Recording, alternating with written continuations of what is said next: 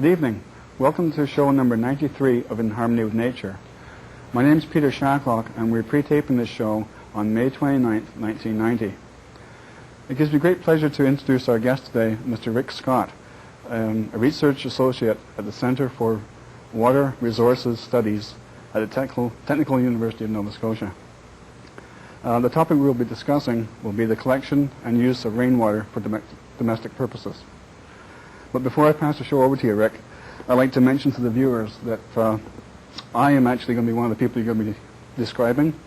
We at home collect rainwater, and I guess one of the reasons we collect rainwater is because our well water, I don't know if the camera will pick this up, our well water has quite a lot of iron compared to our rainwater, and so I guess this is our problem. We have the iron, and we use rainwater for most of our washing. Well, it goes directly to the slide presentation. We've got a number of slides here tonight. Okay. And I'd like to start off with the title, which is Rainwater as an Alternative Source in Nova Scotia. As a number of the viewers probably know, that grandmother always used to use rainwater from their barrel. And today, with the environmental pollution that seems to be in the newspaper every day of the week, people seem to be getting the impression that rainwater is also contaminated, with the end result of being some monstrous individual created by drinking the water.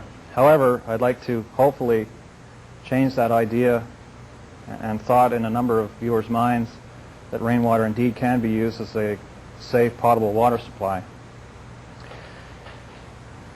A typical system, and here, starting from the top down, I've used a layout of one home that I researched for a couple of years. It has an asphalt shingle roof which acts as a collection surface for the rainwater. That is then funneled down through into the cistern, which in this case is concrete, via aluminum eavesdropping with PVC routing pipe. The cistern is concrete. It hasn't been lined in this case with some sort of cementatious coating. A lot of people have that I've spoken with since this one home that I've looked at. Would this be more for waterproofing purpose? It's a waterproofing. There again, concrete does seep, but this individual hasn't had that problem. You are also trying to safeguard from movement from the groundwater system through into the cistern, which is very slow, and I doubt if any really seeps through. Your main concern is leakage, because if you have a cistern that leaks, you have no supply of water, end of system. From here, you have the typical copper plumbing system in use today. With this particular system, he had a taste problem at the beginning of the system's use. He installed a carbon filter which would remove that taste. That was from an old asphalt roof which tended to have material falling off the roof and funneling on into the tank and then leaching its taste into the water. And as I recommend, and the Department of Health recommends, all systems should have some sort of disinfection, which in this case, an ultraviolet lamp disinfection unit was used. There are some systems that have used chlorine, but because of the chemistry of the water in a concrete tank, which the pH tends to increase dramatically from that of rainwater, chlorine is not effective as a disinfectant. So above what pH would it not work? I'd say above 8, a pH of 8. And rainwater in a concrete tank, and even a concrete tank lined with the cementatious liner, you're going to get into the 9s of a new tank. I haven't been around long enough researching to find out just how this develops with time. But hopefully, if the viewers out there have existing systems that are more than 10 years of age, give me a call. I'll give you that number later on, and I'll gladly come out and find out what's going on with your house. I'd like to limit those calls to so many, because I do have a number of other samples going on at the same time. To take an example of one island in the southern climates, which is an island that uses rainwater very efficiently and has done for a number of years, is Bermuda. The island is very densely populated with approximately, I believe, 12 people per hectare. Approximately 5% of the land area is covered by catchment areas for rainwater collection. And up until the 1930s, the island depended solely on rainwater. Since then, they've put in desalination units, and they've also tapped the groundwater system. But today, close to 100% of all single-family dwellings still use rainwater. The average roof size of these homes is approximately 140 square meters, which is similar to that here in the province. Their cistern volume is approximately 68,000 liters. So they have a number of buildings, the church here, for instance, that use the system. They also have commercial buildings and your single-family dwellings. Now, the uniqueness of the homes down there is that a lot of them incorporate the cistern in the foundation of the building. They used concrete blocks here, which is then lined to prevent leakage.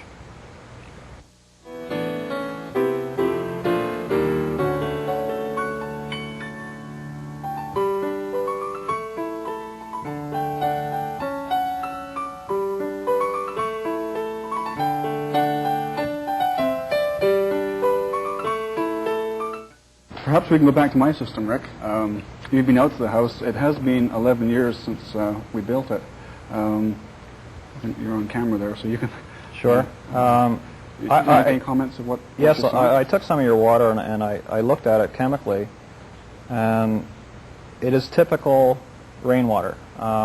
Through a system of this nature, it has lost some of its dissolved matter because of the age of the tank, which is pretty much where all of the additions to the water originate. The pH of your water was approximately 8, 7.9. Rainwater is 4.6 coming off a root.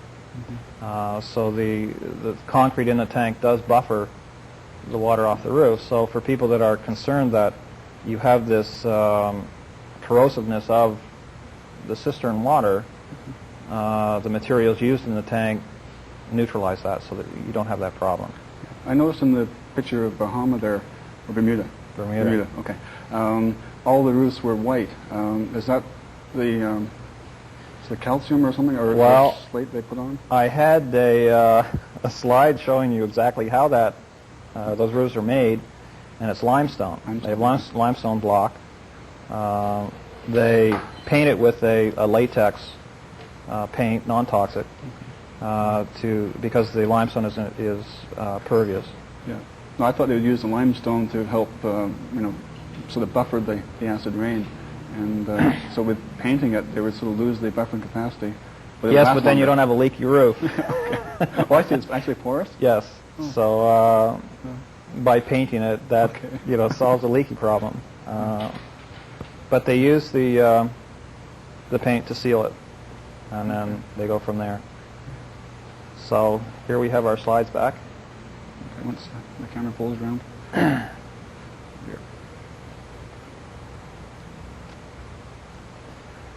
Okay, here is a system that is outside. Some people just don't have the room or don't want to use the room inside. So it's just as easy to build it outside. It's more accessible for cleaning.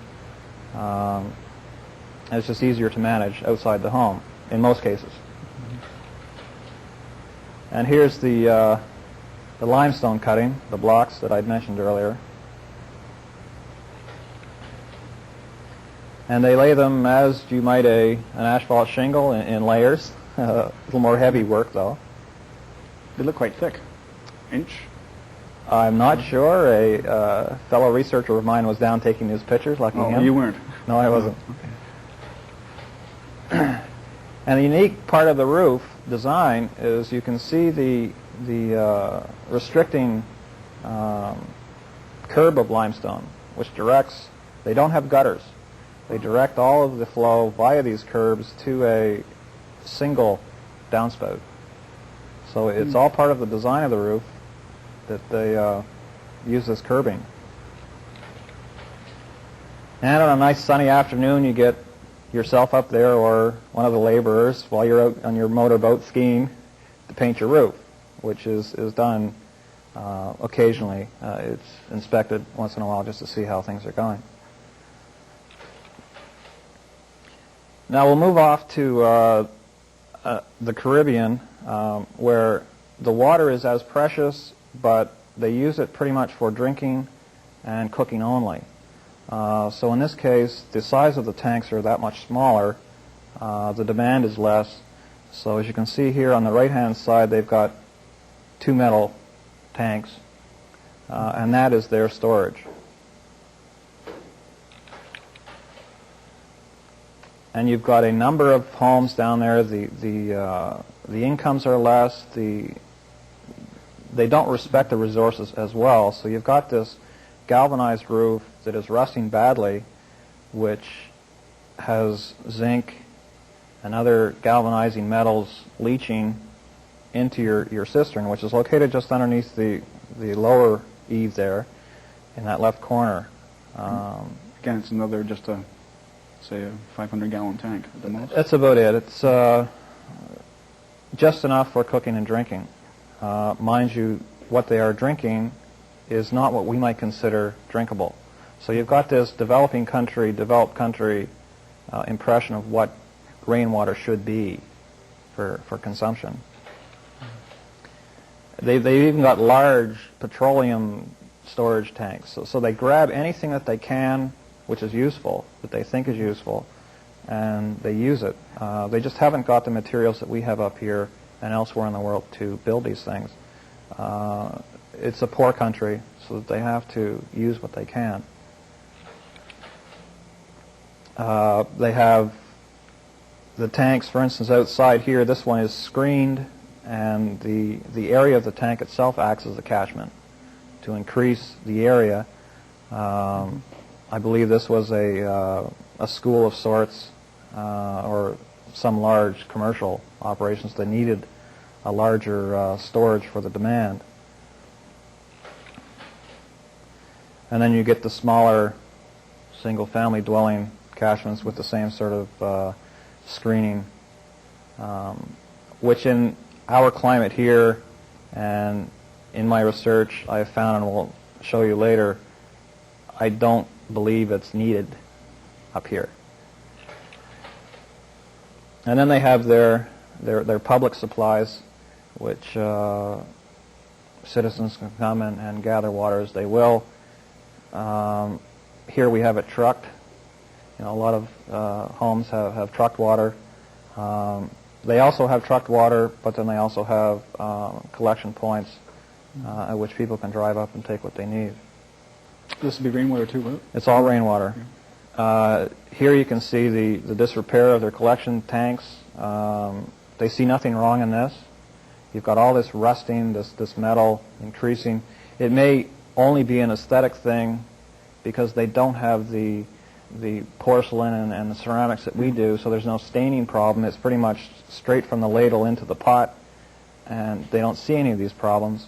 But then also you have other metals that may be there through this rusting process that they don't really concern themselves with. And one curious note was that they add a 1% insecticide solution to kill mosquito in the tanks, being the warm climate. It's used as directed. If used as directed, it's safe. So you get somebody that can't read, and they're told by the health individual here, You put so much in every once in a while, or once a week, or once a month, or as the tank fills again, put it in, and they may forget. They may, well, gee, I didn't put it in last month, so I'll put 2 in this month. Right. So it's that sort of haphazardness that may get people into trouble. So to Nova Scotia, my research and others at the Centre for Water Resources has taken us to these 3 locations, West Hants, Little Narrows, and Bedford. I did my work in Fall River area. Your system is down Portuguese Cove. A number of other people have approached me, Prospect, Eastover, Waverly. There's a lot of places out there, and numerous that I don't know about and nobody knows about. We sort of estimate that there's up to 500 families using rainwater. That's pretty much a guess, based on information gathered from newspaper editorials and whatnot, and the health department. So it's just a guess as to exactly how many people out there are using them. But I know that there are numerous people out there that can utilize rainwater and get away from the uranium and the arsenic and just the iron and manganese problems in the groundwater systems. So traditionally here in Nova Scotia, the reasons for people using rainwater as the alternative to groundwater is the iron and manganese problem, the gypsum problem, the saltwater intrusion for those people that are located next to the ocean, and insufficient yield of a number of sites. More recently, I've just mentioned you've got the arsenic, uranium, and even septic problems, faulty septic systems that have contaminated wells.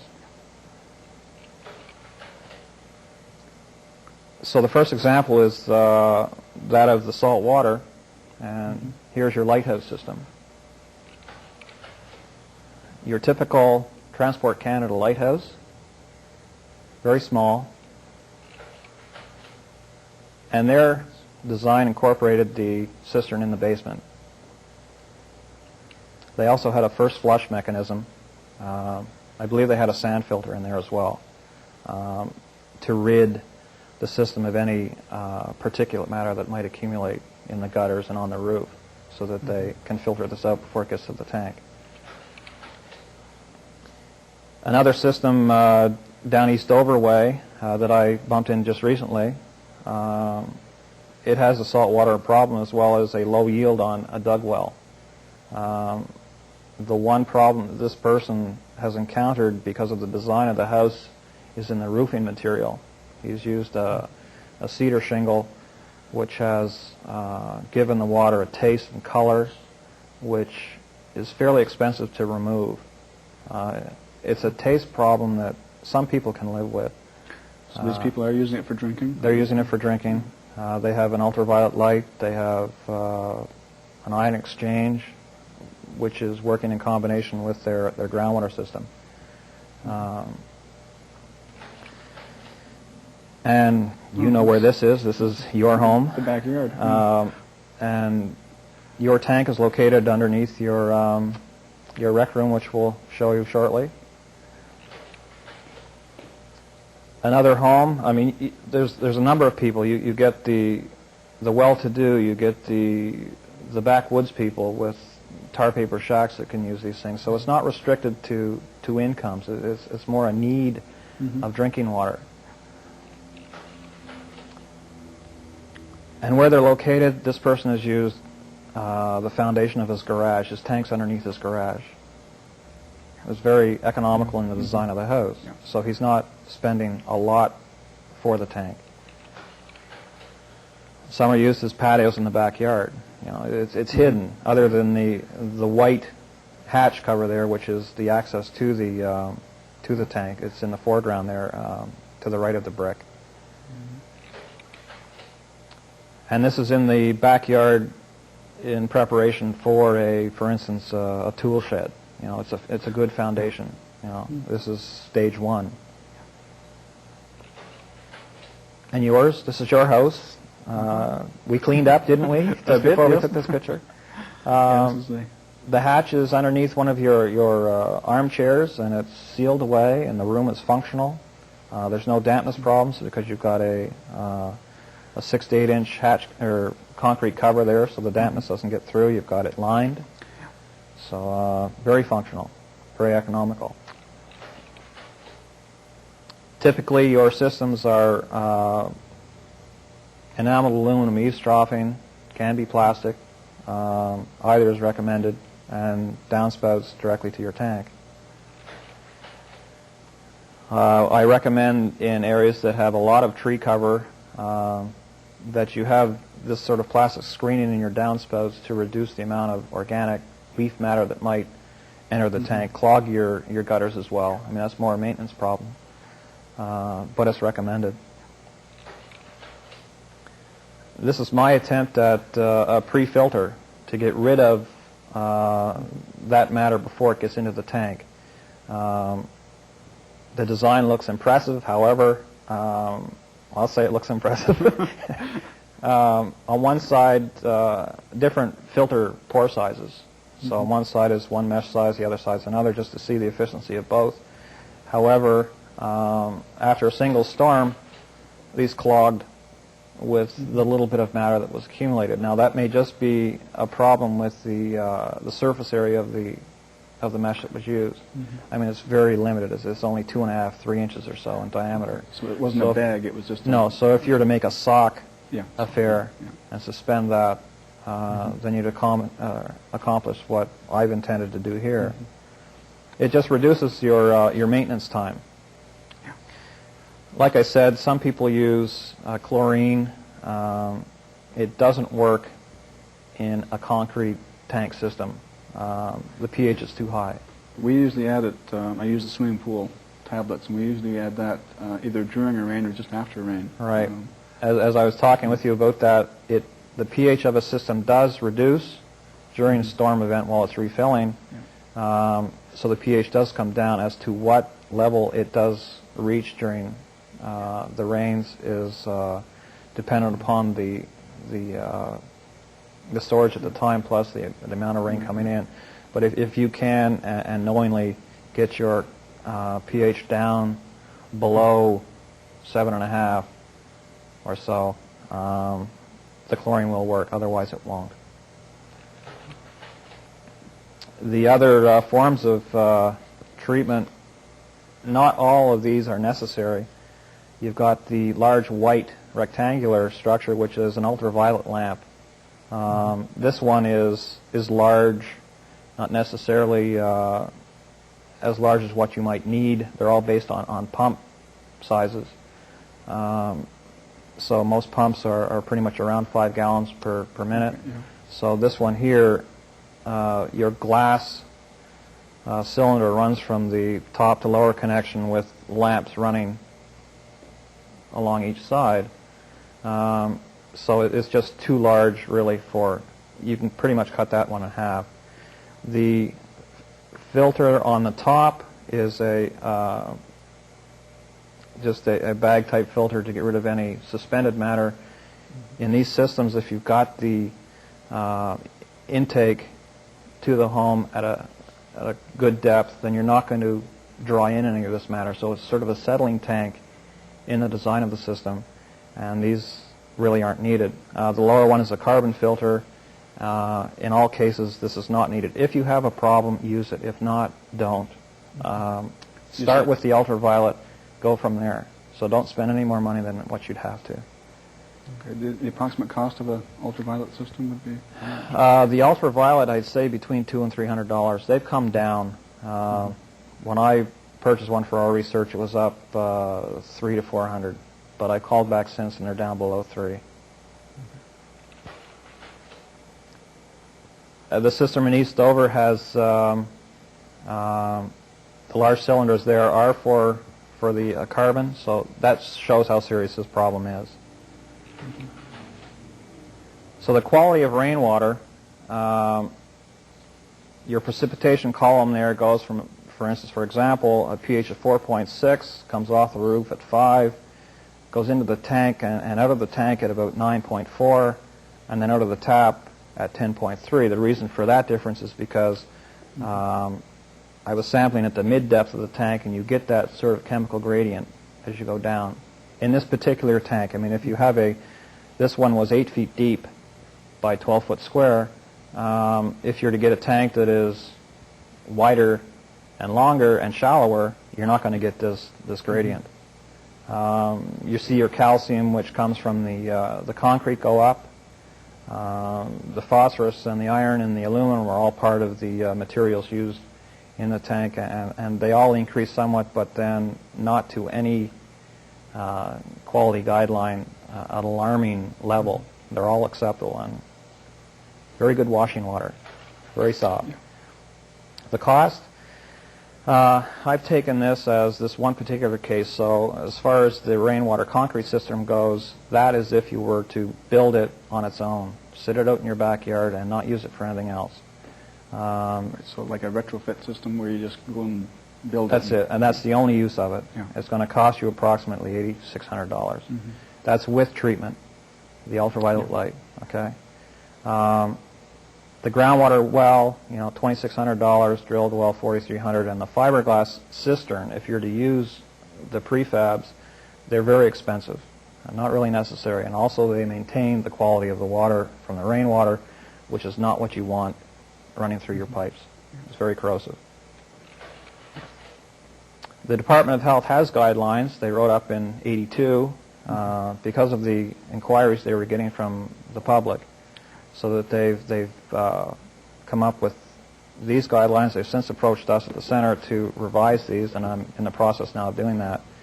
And hopefully by the end of the year, a practical guideline will be out there because of the research we've been doing. And that's it for that. Okay. I think what you would like to ask is to people who have rainwater systems to maybe give you a phone call or... Well, at least to find out, don't call collect. We're on low budget here at the center. Yeah. But any problems they might be having or successes, Right. This type of system is all homegrown. It's sort of by ear, by word. A neighbor's doing it. How did you do it? And then the handyman special. Live and learn. Common sense as well. Right. Yeah. A lot of people were building single compartment tanks. What happens when you have to clean it? You have to empty the whole tank and you run out of water. So a dual compartment, one is a backup. It's all in the guidelines that will be coming out. Right. Yeah,